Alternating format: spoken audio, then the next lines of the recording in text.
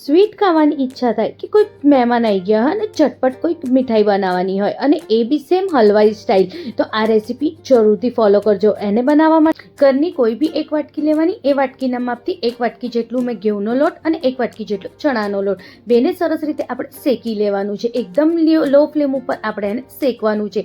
શેકાઈ જાય એટલે એમાં આપણે ઘી એડ કરીશું. ઘી બી મેં એક વાટકીથી થોડું ઓછું અને અડધી વાટકીથી થોડું વધારે એટલે 3/4 વાટકી જેટલું ઘી લીધું છે.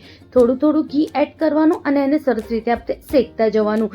ઘીમાં આપણે લોટને શેકવાનું છે જેથી જે લોટ છે એનો ટેસ્ટ બહુ જ સરસ થઈ જાય. બસ હવે થોડું ફરી ઘી એડ કરીશું અને બરોબર શેકીશું. જો કંઈક આવી રીતે શેકાઈ જાય એટલે 2 ચમચી પાણીમાં મેં અહીંયા થોડું ફૂડ કલર એડ કર્યું છે અને એને મેં અહીંયા એડ કર્યું છે. હવે બધાને સરસ રીતે આપણે મિક્સ કરી દઈશું.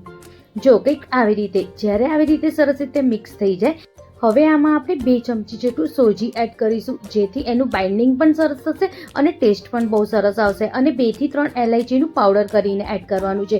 બધાને હવે ફરીથી આપણે સરસ રીતે મિક્સ કરી દઈશું. અને આપણે મીડિયમ ટુ લો ફ્લેમ ઉપર જ બનાવવાનું છે જેથી આપણે નીચે ચોટે પણ નહીં અને ટેસ્ટમાં પણ સારું રહે. હવે મનગમતા બધા ડ્રાયફ્રૂટ્સ તમે જેટલા નાખવા એટલા નાખી શકો છો અને થોડું ઘી એડ કરવાનું. હવે એમાં અડધી વાટકીથી થોડું વધારે મેં અહીંયા બુરુ ખાંડ લીધી છે. આમાં બુરુ ખાંડનો જ ઉપયોગ કરવાનો. તમે ઈચ્છો તો ગોળ પણ નાખી શકો છો. બસ બધાને હવે આપણે સરસ રીતે મિક્સ કરી દેવાનું છે. જ્યારે આપણે આવી રીતે સરસ રીતે મિક્સ કરી દઈએ તો જેટલું બી ઘી બચ્યું હોય બધું ઘી આપણે હવે નાખી દઈશું. અને જ્યારે આપણે ઘી નાખી દઈએ પછી ફરીથી 2 ચમચી જેટલું આપણે પાણી નાખવાનું છે જેથી જે આ મિક્સર છે બહુ જ સરસ થઈ જાય. પાણીની જગ્યાએ તમે 2 ચમચી જેટલું દૂધનો ઉપયોગ પણ કરી શકો છો.